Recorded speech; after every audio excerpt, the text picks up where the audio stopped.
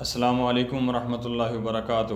احناف media services سے میں ہوں عزیز الرحمن۔ آپ دیکھ رہے ہیں مرکز نیوز۔ متکلم اسلام مولانا محمد الیاس گھمن حفظہ اللہ اہلیان مرکز سے بہت زیادہ محبت کرتے ہیں۔ اس محبت کے اظہار کے لیے کبھی اساتذہ اور طلباء کے ساتھ کھیلتے ہوئے نظر آتے ہیں، کبھی مجلس میں بیٹھ کر علمی لطائف سناتے نظر آتے ہیں۔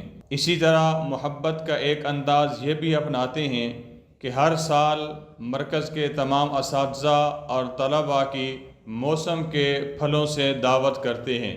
ابھی آم کا سیزن چل رہا ہے تو مرکز اہل سنت والجماعت کے اساتذہ اور طلباء کے لیے آم کی بھرپور دعوت کا اہتمام کیا گیا۔ مرکز اہل سنت والجماعت میں موجود تمام طلباء اور مرکز اصلاح النساء میں موجود تمام طالبات کی حضرت الشیخ حافظہ اللہ کی جانب سے ہر مہینے میں ایک بھرپور دعوت کا اہتمام کیا جاتا ہے۔ متکلم اسلام مولانا محمد الیاس گھمن حافظہ اللہ نے اپنے مریدین، متعلقین اور متوسلین کو 14 اگست سے پہلے اپنے گھروں پر پاکستانی پرچم آویزاں کرنے کا حکم دیا ہے۔ حضرت الشیخ حافظہ اللہ کے حکم سے مرکز اہل سنت والجماعت پر پاکستانی پرچم آویزاں کر دیے گئے ہیں۔ عید الاضحیٰ کے موقع پر شعبہ حفظ اور شعبہ کتب درجہ متوسطہ دوم سے دورہ حدیث شریف تک کے طلباء کا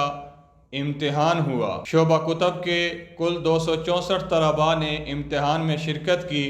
رزلٹ کے موقع پر اول، دوم اور سوم پوزیشن لینے والے طلباء نے اپنے اساتذہ کرام سے انعام وصول کیا۔ عید الاضحیٰ کے موقع پر شعبہ حفظ کے طلباء کا بھی امتحان ہوا اور اعلیٰ تعلیمی کارکردگی دکھانے والے طلباء نے اپنے اساتذہ سے انعام وصول کیا۔ پہلی درسگاہ بنام حفلہ سیدنا ابوبکر صدیق رضی اللہ تعالیٰ عنہ، اس میں 42 طلباء نے امتحان میں شرکت کی اور 17 طلباء نے مکمل 100 نمبر حاصل کر کے اساتذہ کرام سے انعام وصول کیا۔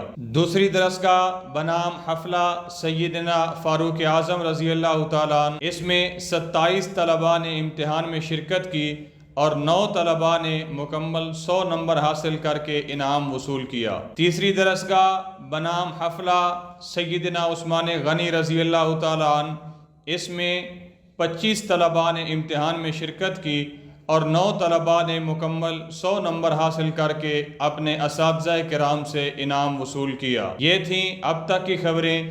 مزید مرکز کے احوال جاننے کے لیے ہمارے یوٹیوب چینل احناف میڈیا سروسز کے ساتھ جڑے رہیے۔ السلام علیکم ورحمۃ اللہ وبرکاتہ۔